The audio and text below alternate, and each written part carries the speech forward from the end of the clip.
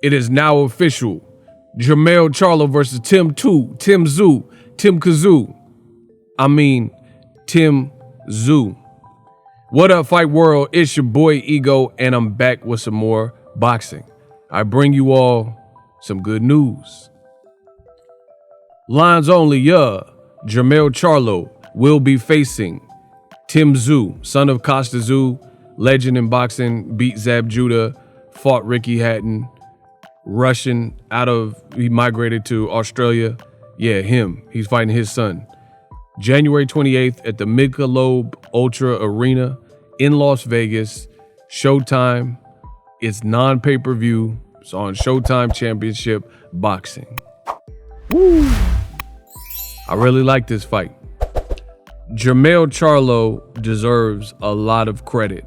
He deserves a lot of credit for being who he is and taking the path that you seldom see in boxing these days, where it's really tough fight after tough fight. You can't say Jermell is ducking or dodging anybody. Jermell Charlo fought dangerous mandatories, undefeated southpaw at the time. Erickson Lubin knocked him out in the first round. Had bad blood with fellow Texan, and that was Charles Hatley. I was at that fight. Knocked him out, vicious. He's fought his last fight, a fight where he fought against Brian Castano, a champion. The first fight was extremely close.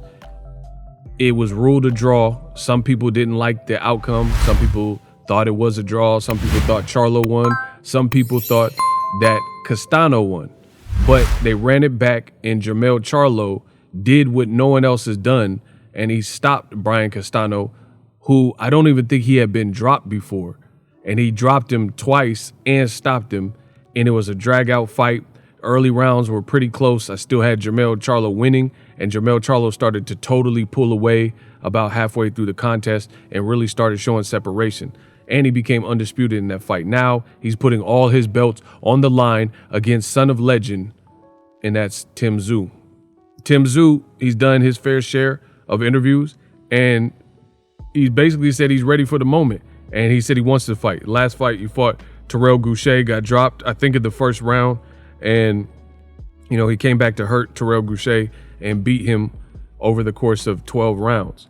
So some people would say Tim Tszyu's not on this level. He doesn't have the experience yet, but he is the mandatory. So for at least the third time, Jermell Charlo is fighting a dangerous mandatory because there are some upside. Tim Tszyu, it looks like he has fans that are possibly willing to travel. So he might have some fanfare in Vegas, a tourist location. And he has power, and he's very aggressive. So, things that could give guys problems if you don't fight that style the right way. I love the fight. I knew the fight was coming. I gave you guys the information months ago. But now having PBC make it official and announce it, that's the icing on the cake, because it's really a rumor until it becomes official. But I got the email from PBC. It was a press release announcing the fight, making everything official, and we got action. Now, Jermell Charlo, there's only a few people doing what he's doing and taking on this type of competition. I also feel this announcement looks bad for Terrence Crawford. Reason being, Terrence Crawford is fighting David Avanesian. So Avanesian to Tim Tszyu, an undefeated fighter, these are different challenges.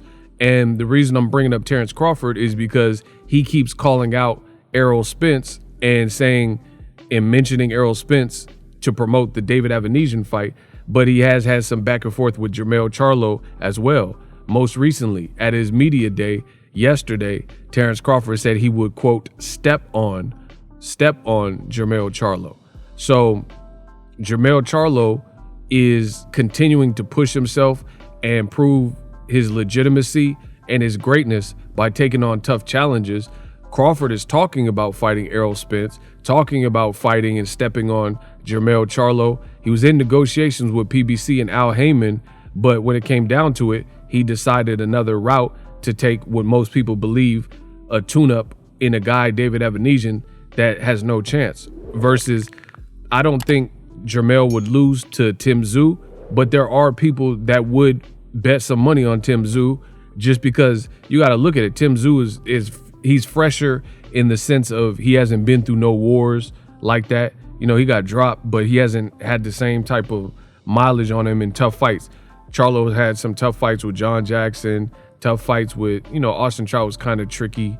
The fight with Castano, both of them back to back were tough. And, you know, the Charles Hatley fight, a lot of emotion there, things like that.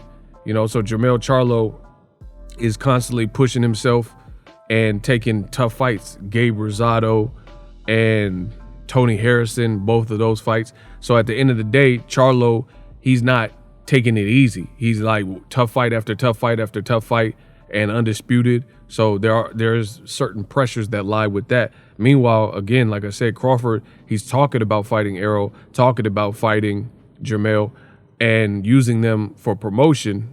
Some would even say clout chasing, but his actual selected opponent is not Charlo and is not Errol Spence. He said he would have fought Jaron Boots Ennis and Virgil Ortiz in a heartbeat, but he's fighting this weekend against David Avanesian.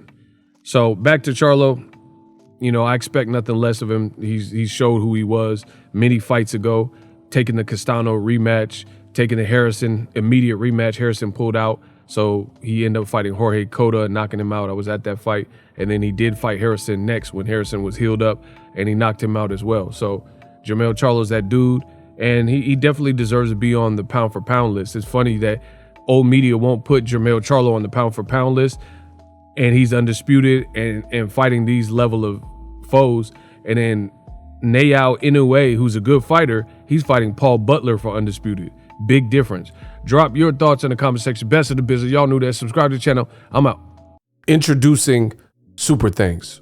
Right here on the official Boxingego YouTube. Super Thanks allows you, the viewers, to show a little bit of extra gratitude, which enables me as a full-time content creator to push out the content you need in the world of boxing. Underneath all the videos, you will see a heart with the $sign in it. You can enter any amount that you find suitable as a super thanks. A brand new interactive and colorful way to get your comments highlighted and noticed by not only myself, but other people on the YouTube platform. Super thanks, a unique and cool way to show and applaud us full-time content creators. Hopefully you guys enjoy the content. Super thanks.